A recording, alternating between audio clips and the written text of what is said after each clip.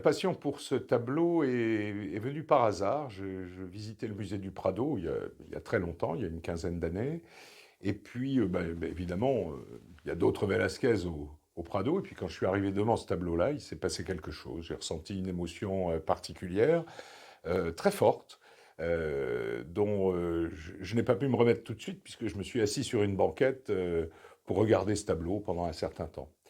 Je me suis bien sûr interrogé sur l'effet que m'avait fait ce tableau, et puis du coup, je me suis mis à faire, toutes choses égales par ailleurs, de l'histoire de l'art pour voir dans quelles circonstances, comment Velázquez avait peint ce tableau.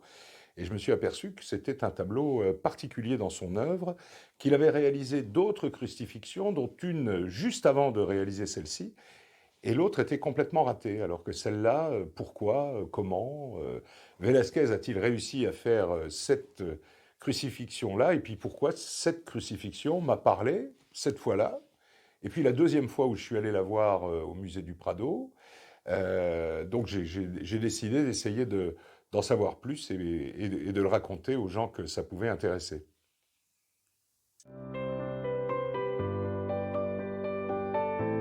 Je raconte que le sortilège de Velázquez a continué.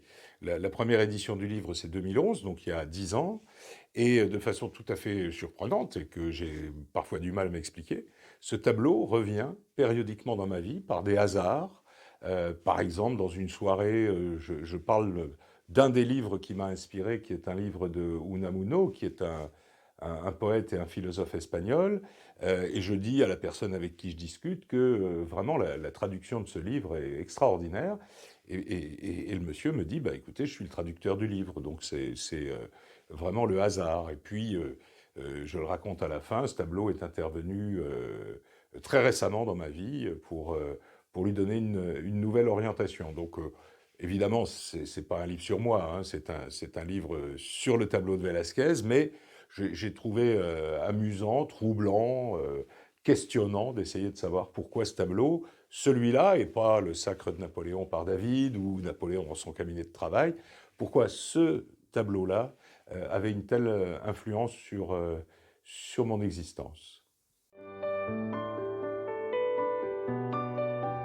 Il y a pas que Napoléon dans la vie, hein. D'abord, sur le plan historique, tout le 19e siècle m'intéresse, mais en effet, je m'intéresse à d'autres choses qu'à Napoléon, à la peinture, à la musique, puis à bien d'autres choses encore, euh, à tout ce qui se passe dans les restaurants, et notamment ce qu'on nous y sert. Enfin voilà, donc c'est normal, hein. Napoléon étant mon métier, il est quand même normal que de temps en temps, je fasse autre chose.